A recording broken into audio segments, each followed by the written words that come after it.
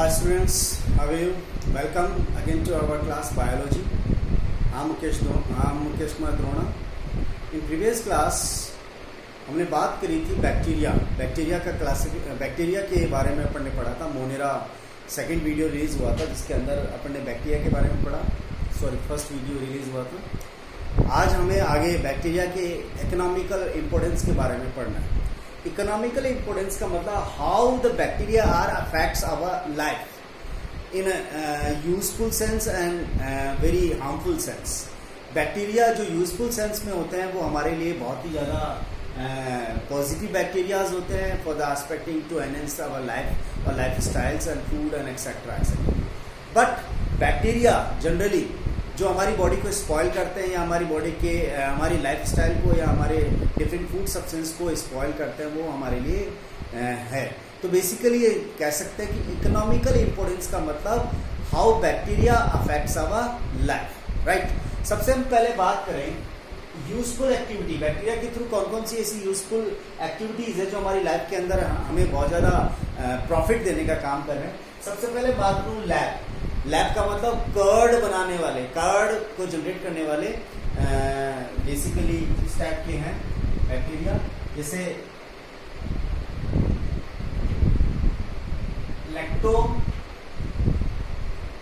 Lactic acid bacteria. Curd making और cheese making दोनों के अंदर प्लेयर बेसिकली इनका यूटिलाइज किया जाता है. जो स्मॉल कॉटेज इंडस्ट्रीज होती हैं घर पे डोमेस्टिक यूज़ के अंदर या small cottage industries big industries के अंदर बेसिकली इस तरह के बैक्टीरियल कॉलोनीज को यूटिलाइज किया जाता है.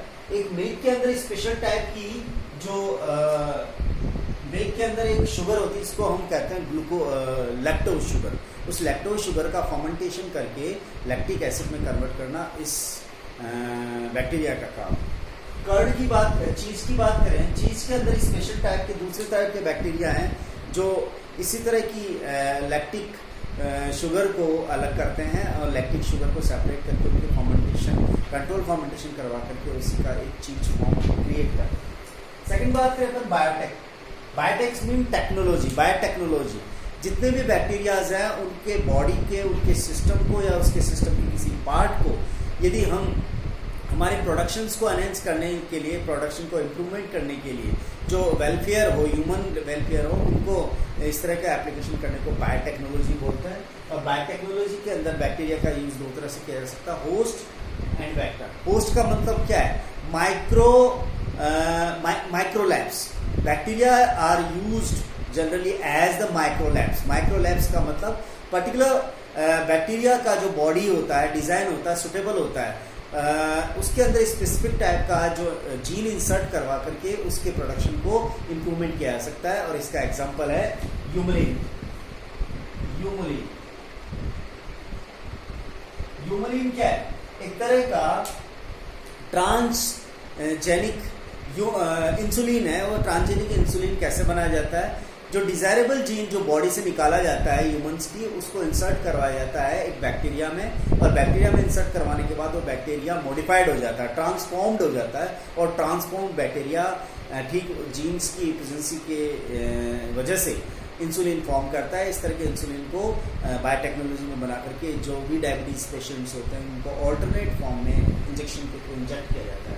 वेक्टर किसी भी डिजायरेबल जीन को किसी बॉडी में इंसर्ट करवाने के लिए एक कैरियर की जरूरत होती है. तो बैक्टीरिया के अंदर स्पेशल टाइप का एक कैरियर होता है जिसका नाम है प्लाज्मिड. उस प्लाज्मिड को किसी भी डिजायरेबल जीन को किसी टारगेट सेल में पहुंचाने के लिए बैक्टीरिया के इस वेक्टर प्लाज्मिड को एज अ वेक्टर यूज किया जाता है. यानी बायोटेक्नोलॉजी में इसका बहुत बड़ा एप्लीकेशन है. इरिश्चिया कोलाई बैक्टीरिया है. एग्रोबैक्टीरियम टूबिफिसेंस एक बैक्टीरिया है. एग्रोबैक्टीरियम राइजोजिनस एक बैक्टीरिया है जिनका यूज एज अ वेक्टर और होस्ट किया जा सकता है for further expression of inserted desirable gene. Right. तो बायोटेक्नोलॉजी की तरह से हो रहा है. Paste resistance plants. पेस्ट क्या है? इस तरह के बायोलॉजिकल फैक्टर्स जो बेसिकली किसी भी क्रॉप के लिए, उसके प्रोडक्शन के लिए बहुत ही नेगेटिव क्रिएट होते हैं, उसकी प्रोडक्शंस को डिस्ट्रॉय कर देते हैं. तो इस तरह के पर्टिकुलर पेस्ट होते हैं। उन पेस्ट को बेसिकली पेस्ट रेसिस्टेंट प्लांट ऐसे हैं जो सेल्फली किसी भी पेस्ट को डिस्ट्रॉय कर सकते हैं और अपने आप को मेंटेन कर सकते हैं, उन्हें पेस्ट रेसिस्टेंट प्लांट्स कहते हैं। बीटी प्लांट और बीटी कॉटन इसका बेस्ट एग्जांपल है। यहाँ पर बीटी का मतलब क्या है? एक बैक्टीरिया का नाम है बैसिलस थुरैन्जेसिस। बैसिलस थुरैन्जेसिस ये बैक्टीरिया का नाम है।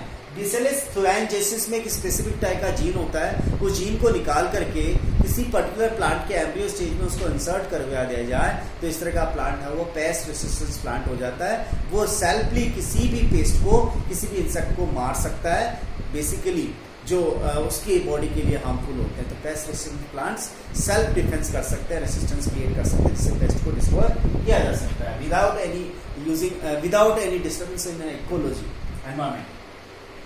फाइबर रेटिंग, जो बास्ट फाइबर्स होते हैं, बास्ट क्या फ्लोएम फाइबर्स को कहते हैं। फ्लोएम फाइबर्स के आसपास जितने भी हार्ड पोर्शंस और फाइबर्स होते हैं उनको बैक्टीरिया का यूज करते हैं, उनको डिकम्पोज किया जाता है और इस तरह से जो बास्ट फाइबर्स होते हैं उनको निकाल करके रॉप बनाए जाते हैं, बड़े बड़े रस्से बनाए जाते हैं।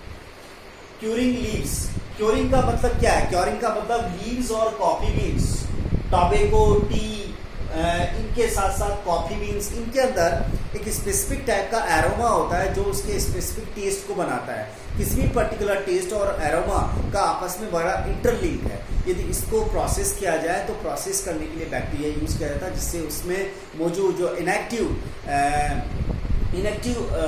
एसेंशियल ऑयल्स हैं उनका केमिकल कंपोजिशन और ज़्यादा स्ट्रॉन्ग हो जाता है, जिससे उनमें खुशबू आती है, एक पर्टिकुलर टाइप का टेस्ट बन जाता है। तो इस टेस्ट को इम्प्रूवमेंट करने के लिए, एरोमा को जनरेट करने के लिए इस तरह का फॉर्म बनाया जाता है। तो क्यूरिंग लीव्स को और इनके साथ में कॉफी बीन्स को क्यूरिंग करने के लिए बैक्टीरिया का यूज किया जाता है। ये एक तरह से फर्मेंटेशन करवा रहा है। सेलुलोज डाइजेशन, जितने भी रूमेनोकॉकस बैक्टीरिया, रूमेनोकॉकस बैक्टीरिया का मतलब क्या है? इस तरह के बैक्टीरिया जो रूमिनेंट एनिमल्स के एलिमेंट्री कैनाल में होते हैं। रूमिनेंट एनिमल्स कौन से होते हैं? जो जुगाली करते हैं। एक बार में अपने स्टमक को बढ़ने के बाद वो पर्टिकुलर उस स्टमक के अंदर से वापस फूड को निकाल के च्वाइंग करते रहते हैं। तो सेलुलोज का डाइजेशन करने के लिए स्पेसिफिक टाइप के बैक्टीरिया जो होते हैं वो बैक्टीरिया एलिमेंट्री कैनाल के अंदर होते हैं और रूमिनेंट प्लांट के अंदर ये बैक्टीरिया का नाम है रूमिनोकॉकस बैक्टीरिया। एलिमेंट्री कैनाल के अंदर मौजूद होता है जो सेलुलोज का डाइजेशन करवाने में हेल्प करता है। ठीक है, क्योंकि कौन सा हार्मोन रिलीज, कौन सा एंजाइम रिलीज करते हैं ये बैक्टीरिया? Cellulase enzyme. उसके बाद बात करें इरिश्चिया कोलाई।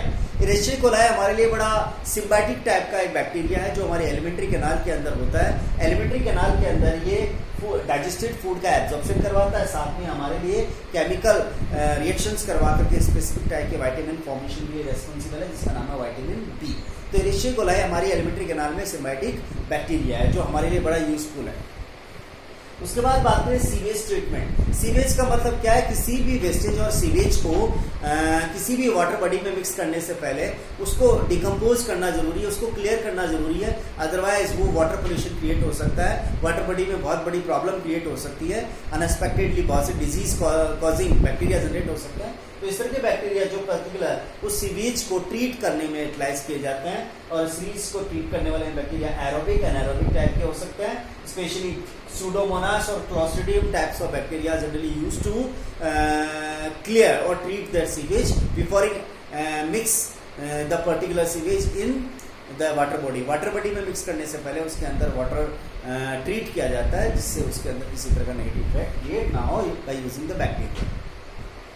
बायोफोर्टिफिकेशन मीन्स बायोफर्टिलाइजेशन का मतलब होता है living organisms like bacteria.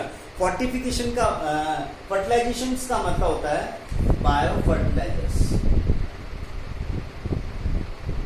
Biofertilisers ये वर्ड यहाँ पर गलत दिया है। बायोफर्टिलाइजर्स,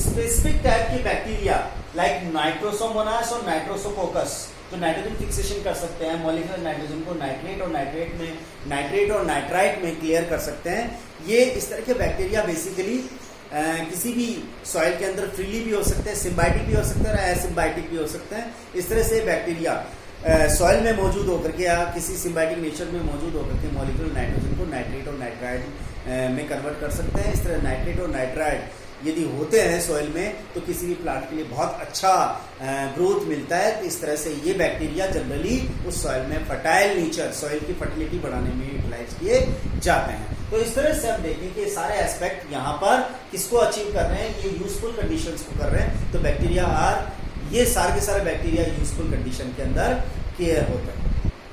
अब हम बात करें the harmful activities of bacteria. Harmful activities of bacteria हमारी लाइफ स्टाइल और हमारे लाइफ सोर्सेज को बहुत डिस्टर्ब और डिस्ट्रॉय करते हैं। बेसिकली फर्स्ट है disease causing bacteria. Disease causing bacteria के अंदर ह्यूमन और male, particular humans, animals, plants, इन सब के अंदर डिजीज कॉजिंग बैक्टीरियाज हैं। बट हम ह्यूमन की बात करें तो कोलेरा, विब्रियो कोलेरी एक बैक्टीरिया की वजह से होता है। गोनोरिया एक तरह का सेक्सुअल ट्रांसमिटेड डिजीज है जो नाइसीरिया गोनोरी बैक्टीरिया की वजह से कॉज होता है। एक दूसरा एसटीडी है sexual transmitted disease treponema pallidum. This is also reason of the sexual transmitted disease in female body. And TB mycobacterium tuberculosis. तो ये माइकोबैक्टीरियम ट्यूबरकुलोसिस है वो टीबी की बीमारी के लिए, डिजीज के लिए रेस्पॉन्सिबल है। सेकेंड है डीनाइट्रीफिंग बैक्टीरिया। ये डीनाइट्रीफिंग बैक्टीरिया जो आयनिक फॉर्म होती है नाइट्रोजन की, जिसे नाइट्रेट और नाइट्राइड कहते हैं, उसको वो मॉलिक्यूलर नाइट्रोजन में कन्वर्ट करती है। एक तरह से देखा जाए तो किसी भी प्लांट के लिए ग्रोथ में पार्ट और सॉइल की फर्टिलिटी बढ़ाने के लिए नाइट्रेट और नाइट्राइड जरूरी होते हैं। बट इस तरह के बैक्टीरिया हैं जो नाइट्रेट और नाइट्राइड को मॉलिक्यूलर नाइट्रोजन में वापस रिलीज करके एयर में मिला देते हैं। बट बेसिकली यदि हम यहाँ पर स्टार पॉइंट की बात करें तो एक नाइट्रोजन साइकिल का पार्ट है। जितनी नाइट्रोजन जो मॉलिक्यूलर फॉर्म थी वो नाइट्रेट और नाइट्राइड फॉर्म में आई, फिर वो बॉडी का एक पार्ट हो गई और इसी तरह से सर्कुलेट होते हुए बैक्टीरिया वापस यदि नाइट्रोजन को एनवायरमेंट में नहीं मिलाएंगे तो बेसिकली ये नाइट्रोजन के बीच का जो बैलेंस नहीं बन पाएगा, यानी नाइट्रोजन साइकिल। बट देखा जाए तो सॉइल की फर्टिलिटी बढ़ाने के लिए नाइट्रेट और नाइट्राइड जरूरी होते हैं। फिर बैक्टीरिया इसको उल्टा मॉलिक्यूलर नाइट्रोजन में कन्वर्ट करने का काम करे। तो इस तरह के बैक्टीरिया है denitrifying bacteria. Food poisoning, food को स्पॉइल करते हैं, स्पेशली बैक्टीरिया क्लॉस्ट्रीडियम। ये क्लॉस्ट्रीडियम बैक्टीरिया अपनी लाइफ मैकेनिज्म के दौरान या बेसिकली अपनी फर्मेंटेशन प्रोसेस के दौरान स्पेसिफिक टाइप के केमिकल जनरेट करता है जो टॉक्सिन्स होते हैं, फूड टॉक्सिन्स होते हैं। वो फूड टॉक्सिन्स की वजह से फूड पॉइजनिंग उनकी वजह से होते हैं और इस तरह से फूड का बहुत बड़ा पार्ट है वो डिस्ट्रॉय हो सकता है। इस तरह से ये जो बैक्टीरिया के अपन ने टाइप पढ़े, उस बैक्टीरिया के अंदर यूजफुल और हार्मफुल बैक्टीरिया पढ़े, तो economical importance of bacteria. Next video के अंदर हम बात करेंगे मोनेरा का नेक्स्ट पार्ट, जिसके अंदर हम पढ़ेंगे आर्की बैक्टीरिया, साइनोबैक्टीरिया, माइकोप्लाज्मा और इसके अदर पार्ट्स। Thank you.